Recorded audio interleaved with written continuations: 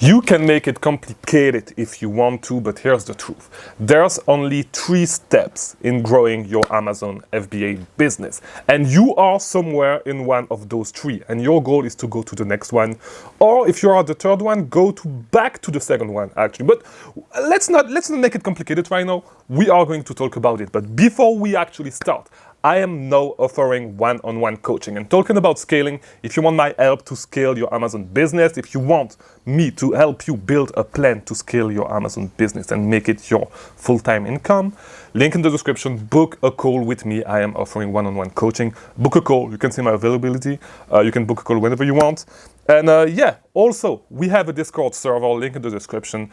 Networking is one of the things that is going to get you ahead in this business. So join the Discord server, start and interacting. We have live calls almost every week. So, start engaging with people and stuff, start networking, start talking to people.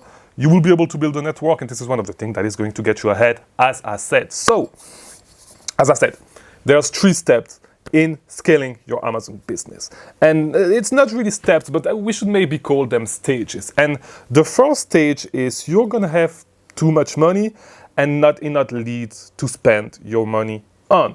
So in that case, you just need to, the only reason why you do not have enough leads is because you do not have the skills to actually find those leads. And I see a lot of guys thinking that, at that stage, thinking that they need to outsource because they do not find enough leads, they actually do not have enough time.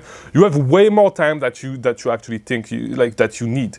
You just need to build your skills to be able to actually find leads, because the ability to find leads, the ability to source is one of the highest return on investment activity that you can do inside of your Amazon FBA business, all right? So, which means that it's not necessarily the first one that you want to outsource, because there's a lot of lower return on investment activities that you can actually outsource before. And we are going to talk about that a little bit more. The activities that you should outsource, which one you should outsource first, in my opinion, in tomorrow's video, probably, or the next one. I don't know how big this video series is, because I want to do a small series on outsourcing. But if you are at that point, you are not yet at the point where you can start to outsource stuff, and especially not sourcing, because you just suck at sourcing. You cannot find product yourself.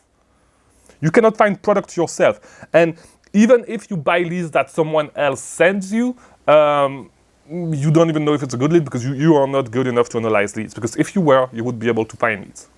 Right? You suck at analyzing leads, therefore you suck at sourcing. It goes both ways, and you can try to debate it with yourself as long as you want.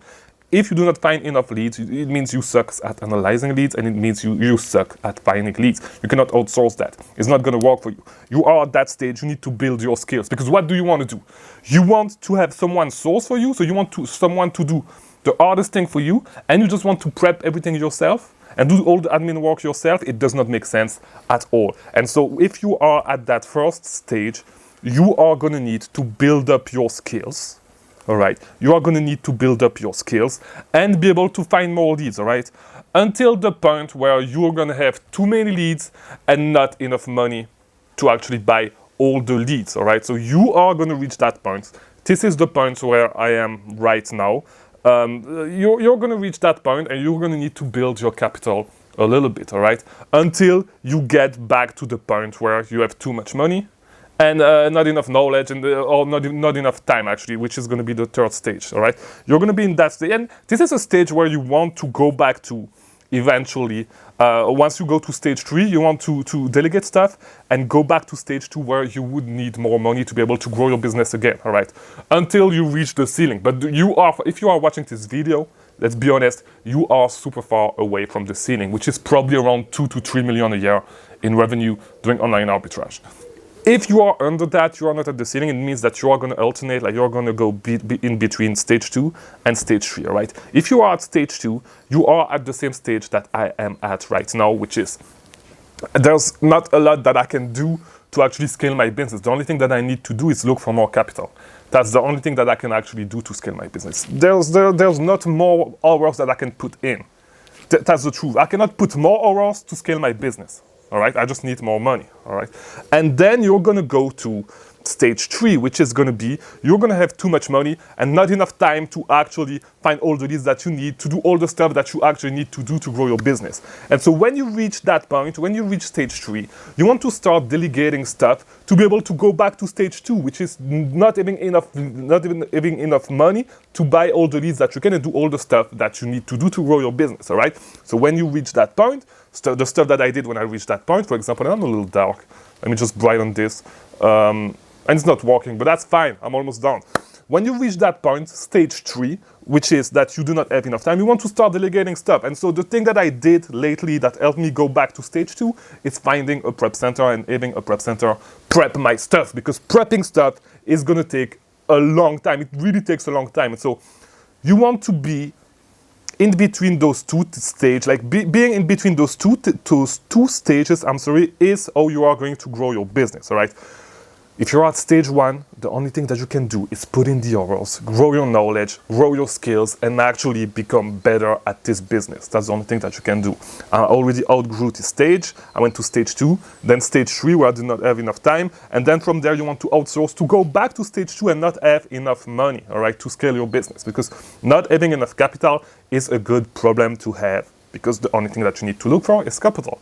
And there's a lot of opportunities to get capital. You can use credit cards, you can use Amazon loans, or you can use loans from your bank if you want to. Once you have the knowledge, of course. If you are in stage 1, do not take loans, do not use credit card, do not try to leverage credit card, because you just suck and you're going to make mistakes. You suck. You are bad at this business, all right? You do not know to source. You do not know how to analyze leads. You do not have any experience. You don't know if products are going to tank. You need to be at least at stage 2 if you want to start leveraging other people's money, all right? If not, bad things are going to happen.